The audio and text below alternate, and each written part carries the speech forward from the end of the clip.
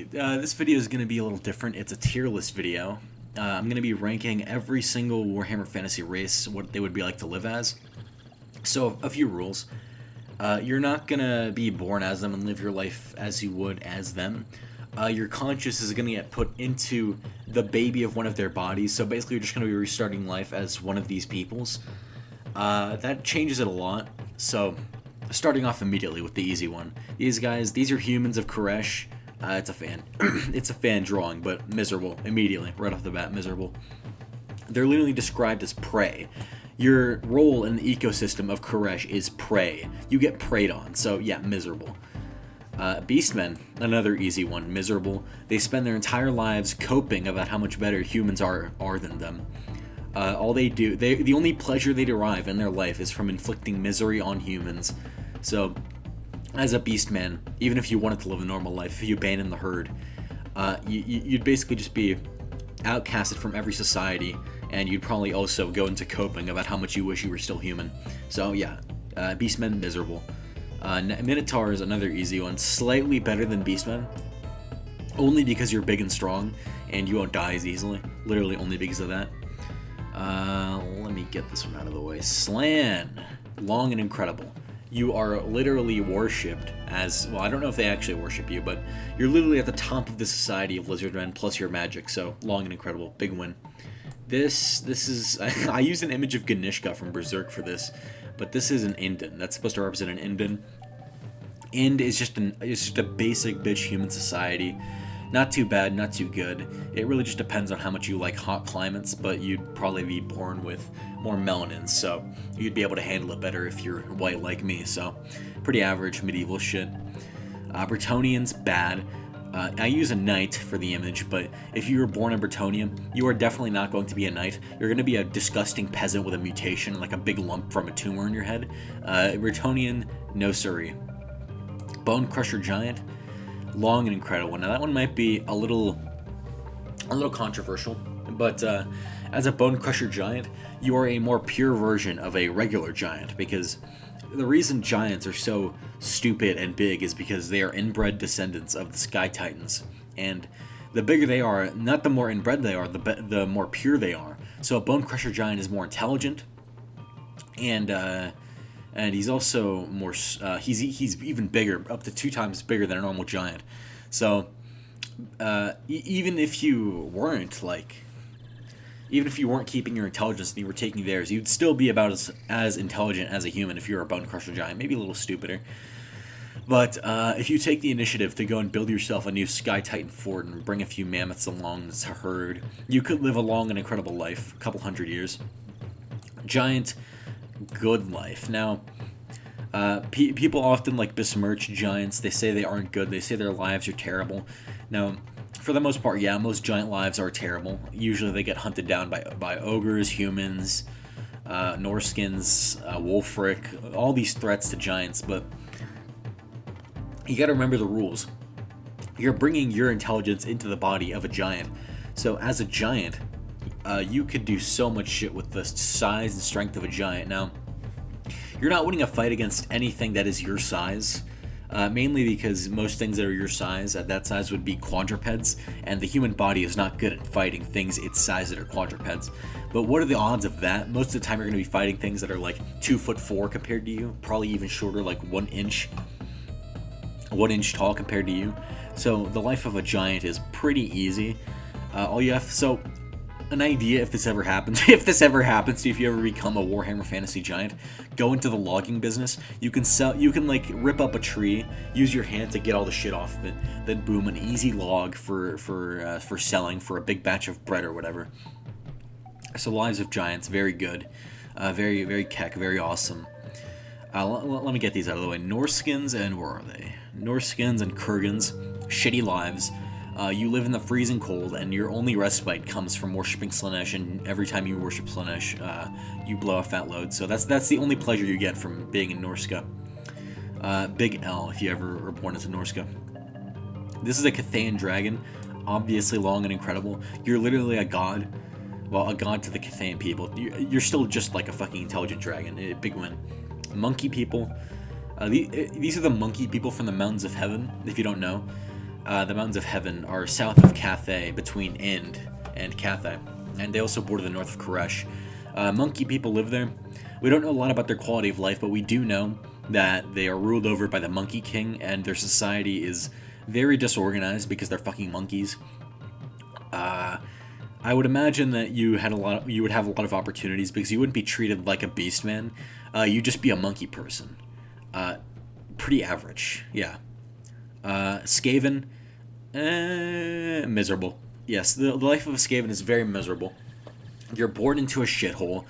You probably die before your max age, which is 20. The longest you'll live is 20 years old, so big L if you're born as a Skaven. You could just escape and just go and live on a farm somewhere, but that's unlikely. If they saw you, they'd probably kill you.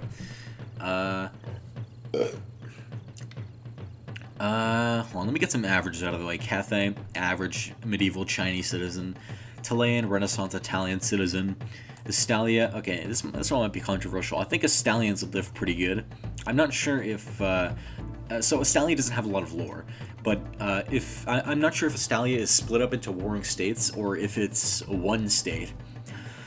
But it's in a pretty remote corner of the Warhammer world. You would live a pretty good average medieval citizen life.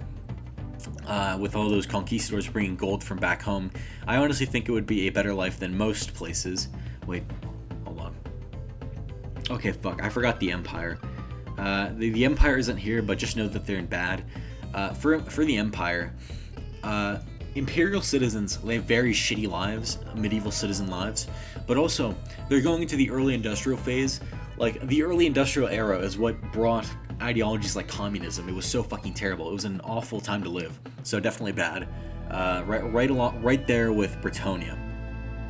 And they even have an enforced state religion in the Empire. It's absolutely terrible. Well, I don't know if it's enforced, but I do know it's very much preferred, and if you aren't that, you get your ass beat. Famir, slightly better than Beastman, but only because you're big and strong. They also spend all their time coping about how much better humans are than them, but you also get to be like strong, so it's a slightly better. Let me get some averages out of the way. Araby, pretty average. Crypt Ghoul, miserable. That's easy. You are literally called a ghoul. You're a fucking ghoul. Miserable. Halflings, average. Kislevite, average. Like, if you don't like the cold, you probably won't like being a Kislevite, but Kislev is a pretty good place overall, aside from the fact that you get attacked by chaos every 5 or so minutes. Ungles. These are Ungles, by the way. Bad. You live a nomadic lifestyle in a shitty plane where it's freezing over every 2 seconds. Shithole life, nomad life, bad, terrible. Croxagore. Actually, let me do Skinks first. Skinks, bad life. So, Skinks have a grind set. They don't care that they're slaves. But if you were to become a Skink, you would know that you're a slave and you'd be miserable. Skinks are miserable. They're slaves. They're literally slaves to the other races. Croxagore, unironically, pretty average. You could live a very average life as a Croxagore.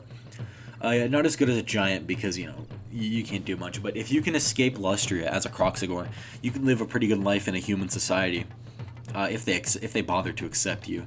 If they just hunt you down like a monster, you just get hunted down like a monster. But there's high opportunity, high loss. It could be a big win or a big loss. It's up in the air, so I average it out. Dark Elves. Honestly, a human in the body of a Dark Elf would probably be fucking miserable. So, Dark Elf society, it's very violent, it's very hedonistic.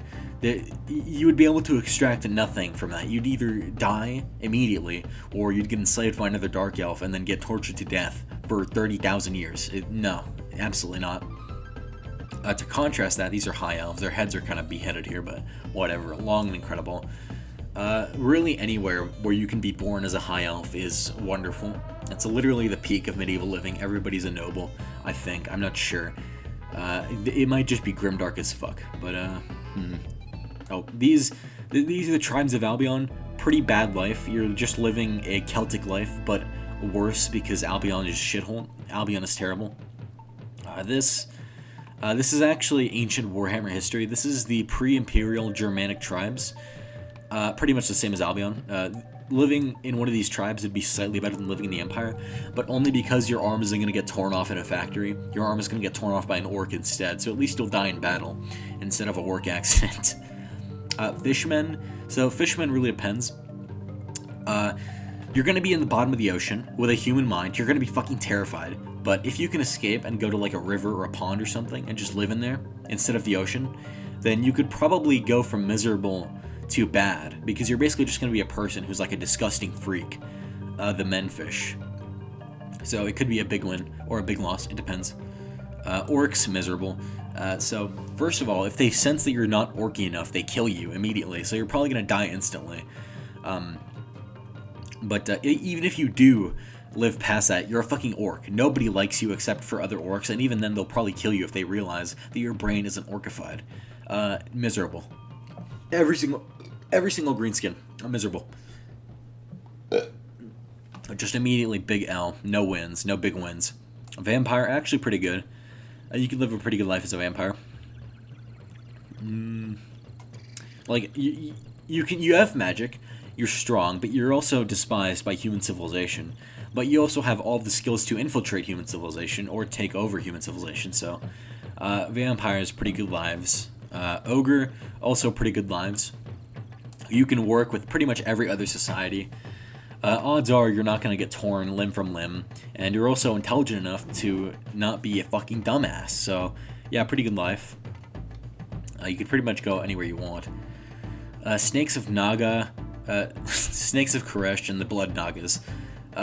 With a human mind, this would be miserable, because I'm pretty sure they hunt down the humans to live, so you'd be a human hunting down other humans to live. So unless you're like a sociopath, this would be fucking awful. You do not want to be a Naga, a Blood Naga. Nipponese, pretty average, just medieval Japanese. These are Wood Elves. Wood Elves live pretty good lives. They just sit in their forests and they like prance around. I don't know what Wood Elves do all day. Probably plant flowers or something. I don't know. Troll. This is like the Minotaur. You're most of the time you'd probably just be coping about how much everybody hates you, but you're also big and strong, so you know that's the only benefit. Otherwise, they'd be miserable. Well, let me see here. Now everything's looking good so far. Saurus.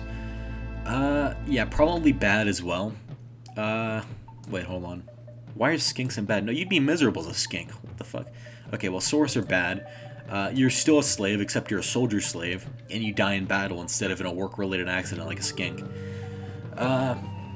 So a Saurus is slightly less miserable because you get the release of fighting people, but if you can escape, you can maybe live an average life, but most of the time you're going to get trapped in Lizardman society, and you're not going to have the grind set that most Saurus warriors do. You're going to have a human brain and a Saurus body, and it's going to be terrible. Dwarfs, long and incredible. Actually, that depends on which Karak you're born into. Like, if you're born into Karak Azorn or Karak Doom, you're gonna die in a glorious last stand. It's not gonna be it's not gonna be fun, but you're gonna die knowing that you died fucking epic. You died based. But if you were born into like some basic ass Karak in the World's Edge Mountains, you'll probably live a pretty long and average and fulfilled life. So it honestly depends on which Karak you're in. But even when you die in a glorious last stand. So, you know, every man's dream. Amazons. Well, this really only applies to women because a man. Actually, no, you can be born as a man in Amazon. Okay, most Warhammer fans are men. So if you're a man, miserable. If you're a woman, bad because you're living in a jungle, in a shitty jungle. So I'm just gonna average that out and say miserable. The Amazons would be miserable. And Tomb Kings, I read somewhere that Tomb Kings, so I'm not sure if this is true, but Tomb Kings, I'm pretty sure their citizens are sentient, so you're a normal citizen, normal medieval citizen, but you also live forever, and you have no flesh, and you can't do anything that requires flesh, so I'm gonna say pretty bad. But if that's not true, and the only Tomb Kings that are sentient are the ones that are kings, then probably pretty good, because you're a warlord, a skeleton warlord. I'm going to average that out to average, though, so, you know, just for the sake of argument. Chaos Dwarf, this might be controversial. Chaos Dwarf lives are bad. Like, materially, they're probably pretty well off, considering all the slaves they have. But, like, your life would just be so miserable. I don't know if most of you know this, but Chaos Dwarves are angry all the fucking time. They hate everybody. All they can do, they can't appreciate their own material condition. All they do is cope about how average their lives are when they could be in the Dwarf Karaks. They could be living it up. All they do is cope all day about how shitty they are compared to the other dwarves, and they hate them a lot. Even with your human mind going to the body of a Chaos Dwarf, you'd be around chaos at all times. So Hashut would probably influence your brain and make you completely fucking miserable. Like, you'd just be in tears at all times, just coping about how terrible this is. So Chaos Dwarf, definitely bad. High-end bad, though. High-end bad. Because your material conditions are good, it's just your mental state. It's going to be so terrible. Pygmy. Bad. Not because they're pygmies, but because, so you're a halfling, right? But you don't get to live on an idyllic farm. You're basically just living as a hunter-gatherer tribe. But you're also under constant threat from lizardmen. Not a very good life, but better than these guys. These guys, gnomes, also pretty bad. So gnomes in Warhammer, they live in swamps, right? They live in swamps, under swamps specifically, in like burrows. So they're like dwarves, but worse, because there's like 5 of them total, and they have to live under a swamp instead of like a cool mountain. So gnomes, shitty existence, but at least if you get found out, you get to die in the same glorious last stand as the dwarves do, except you're shorter. White King. So this isn't skeletons, this is a White King. If you guys know what a White King is a ancient king that has been revived by dark magic, who is alive. Now this could be either by a necromancer or by natural dark energy, and if it's revived by a necromancer, then miserable, you're just a slave. But if it was by natural dark energy, then it's gonna be very good, because you're literally just an undead warlord. You're just badass, but there's always the threat of getting like enslaved by a vampire or a necromancer or something. So I'm gonna say that's most White Kings are enslaved by vampires and necromancers, though. It's very hit or miss. It's very hit or miss. I'm just gonna go best case scenario. Good. Mians. So this one's, I kind of added this one in for fun. Mians are from the CK2 mod Geheimishnach. They're basically Mayan halflings that live in Lustria, and high-end bad. So you live in dilapidated temple cities, and you fight lizardmen all day. But it's slightly better than pygmies, because the Mians in CK2 are actually pretty strong. They have their strongholds. But I'm pretty sure they're losing the war slowly, so high-end bad, but still pretty... Actually, no, what the fuck am I thinking? You live in a shitty jungle and you're constantly under attack by lizardmen. Bad. Terrible. Fucking awful. Okay. I think this is a pretty good tier list. I'll sort a little bit. Actually, no. Yeah, it looks pretty good. Yeah. I think, yeah, Bone Crushers are definitely at the low end of Long and Incredible, because they have high potential, but they also have a lot of risks. Like, you could build a Sky Titan home and just live above the clouds forever, or you could get torn limb from limb by ogres immediately. So it's really hit or miss. Yeah, I think that's it. Thanks for watching. If you enjoyed the video, like the video, leave a comment on the video with your thoughts, and subscribe to the video if you want to see videos similar to this one.